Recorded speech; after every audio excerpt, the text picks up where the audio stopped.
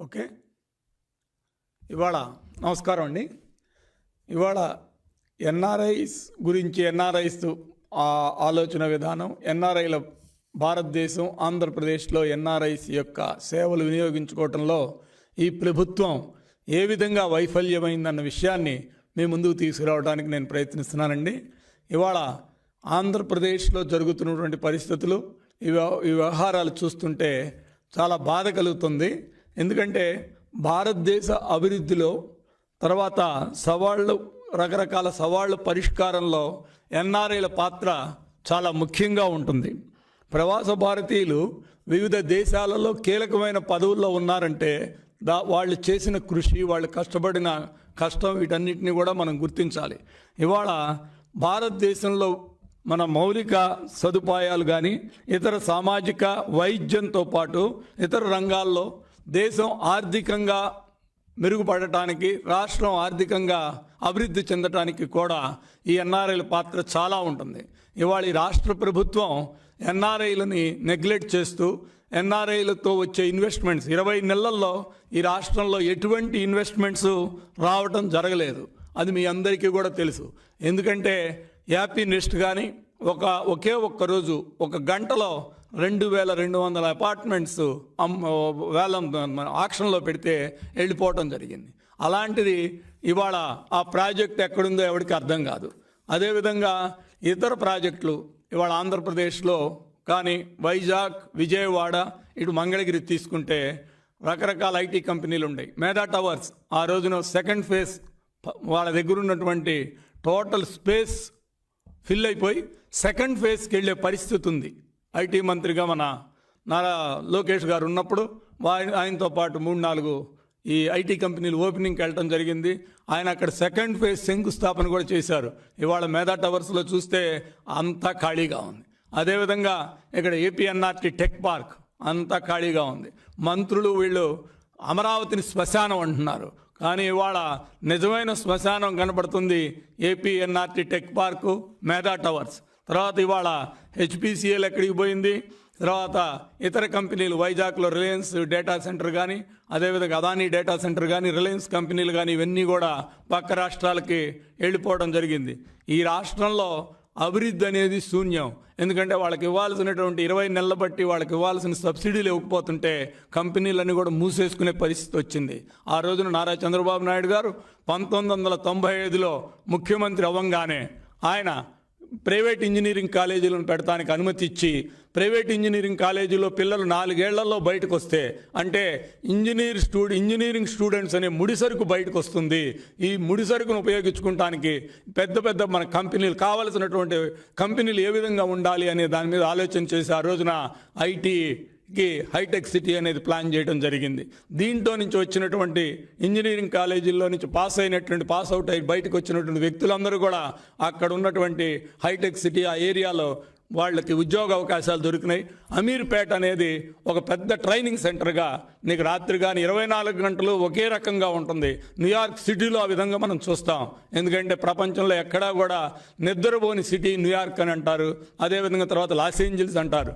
కానీ నేను ఆంధ్రప్రదేశ్లో ఇవాళ, ఆ రోజున ఉమ్మడి ఆంధ్రప్రదేశ్లో చంద్రబాబు నాయుడు గారి నాయకత్వంలో ఆయన చేసిన కృషికి నిదర్శనంగా ఇవాళ అమీర్పేట నిద్రలేని సిటీగా చెప్పవచ్చు. పొద్దున కానీ అర్ధరాత్రి 12ంటికి వెళ్ళినా 3ంటికి వెళ్ళినా అదేవిధంగా జనాలు ఉంటారు, తిరుగుతుంటారు. చదువుకుంటే పిల్లలు అక్కడ రావటం పోవటం జరుగుతుంటుంది. అలాంటి సిటీని క్రియేట్ చేసి కొన్ని లక్షల మందికి ఉద్యోగాలు కల్పించిన ఘనత నారా చంద్రబాబు నాయుడు గారికే దక్కుతుంది. ఆ రోజున 2020 విజన్ 2020 అంటే అందరూ నవ్వుకున్నారు. ఇవాళ 2020 వచ్చిన తర్వాత అక్కడ హైటెక్ సిటీ కానీ ఆ చుట్టుపక్కల డెవలప్మెంట్ 20 కిలోమీటర్లు, ఎయిర్పోర్ట్ అన్నీ, ఔటర్ రింగ్ రోడ్లు అన్నీ వచ్చి ఇవాళ హైదరాబాద్ని ఒక మహానగరంగా తయారు చేయడానికి ఆ రోజున చిన్న ఆలోచన నీకు ఇవాళ రాష్ట్రాన్ని ఏ విధంగా ఆ రోజున ఉమ్మడి రాష్ట్రంలో హైదరాబాద్ని ముందుకు తీసుకెళ్ళింది అనేది ఒక్కసారి మీరందరూ కూడా గుర్తు చేసుకోవాలి. ఎందుకంటే అలాంటి విజనున్న నాయకుడు చంద్రబాబు నాయుడు గారు.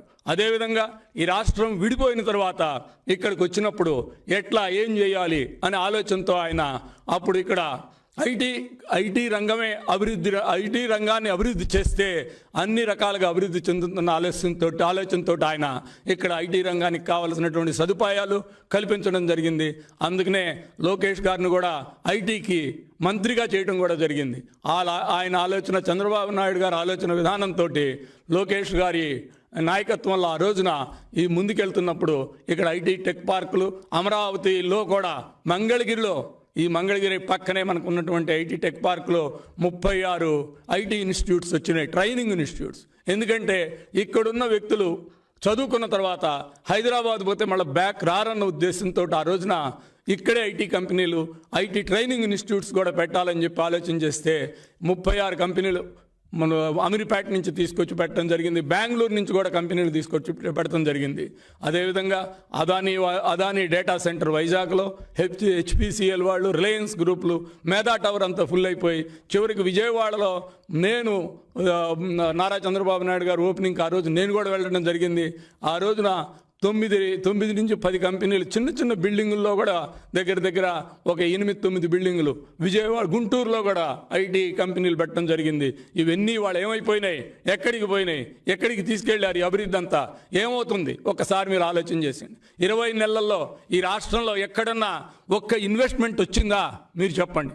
13 జిల్లాల్లో కూడా రకరకాల పరిశ్రమలు పెట్టిన ఘనత నీకు చంద్రబాబు నాయుడు గారికే దక్కుతుంది. ఇవాళ ఎన్ఆర్ఐస్ గురించి చెప్పాలంటే చాలామంది ఇక్కడికి వచ్చి ఎన్ఆర్ఐ ఇన్వెస్ట్మెంట్ చేయడానికి ఇక్కడికి వచ్చి ఇన్వెస్ట్ చేసిన వాళ్ళు చేతులు కాల్చుకొని ఇవాళ ఇక్కడ ఇన్వెస్ట్ చేయకుండా ఇవాళ వాళ్ళు హైదరాబాద్ వెళ్ళే పరిస్థితి వస్తుంది. హైదరాబాద్ చాలామంది మిత్రులు ఇవాళ ఒక విషయం చెప్తున్నారు, మీరు మాకు ఇక్కడ అవకాశాలు లేవండి, హైదరాబాద్లో మంచి అవకాశాలు కనపడుతున్నాయి, అందుకని మేము హైదరాబాద్ వెళ్తున్నామని చెప్తున్నారు. ఇన్వెస్ట్మెంట్స్ కూడా అక్కడే చేస్తున్నారు. ఇవాళ ఈ రాష్ట్రంలో మీరే ఆలోచించండి, ఎందుకు ఈ పరిస్థితి వచ్చింది, ఎందుకు ఈ విధంగా జరుగుతుంది? ప్రతిదీ అభివృద్ధి అంటారు, సంక్షేమం అంటారు. సంక్షేమం ఆ రోజున 119 పథకాలతో చంద్రబాబు నాయుడు గారు సంక్షేమం చేశారు. కానీ ఈయన 9 అన్నిట్లో 9నే చూపెడతాడు.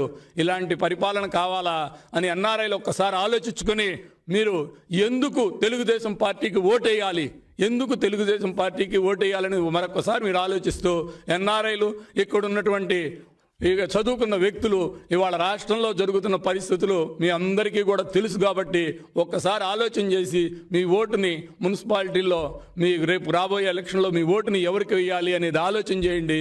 తక్కువ రాజకీయ ఇన్వాల్వ్మెంటు, ఎక్కువ గుడ్ గవర్నెన్స్ ఇచ్చేది తెలుగుదేశం పార్టీ అని మీ అందరికీ నేను తెలియజేసుకుంటున్నాను. అదేవిధంగా మీరు తెలుగుదేశం పార్టీని మున్సిపాలిటీలు, కార్పొరేషన్లో అత్యధిక మెజారిటీతో ఇచ్చి గెలిపించవలసిందిగా మీ అందరినీ కోరుతున్నాను. అదేవిధంగా ఇతర దేశాల్లో ఉన్నటువంటి ఎన్ఆర్ఐలకు కూడా ప్రత్యేకమైన విజ్ఞప్తి చేస్తున్నాను. మీ అందరూ కూడా ఇవాళ పార్టీలు, ఏ పార్టీ వారైనా అభివృద్ధి కోసం ఆలోచించే ఎవరైనా కానీ తెలుగుదేశం పార్టీకి ఓటే ఇచ్చి తెలుగుదేశం పార్టీని గెలిపించాలని మరొకసారి విజ్ఞప్తి చేసి సెలవు తీసుకుంటాను. జై తెలుగుదేశం.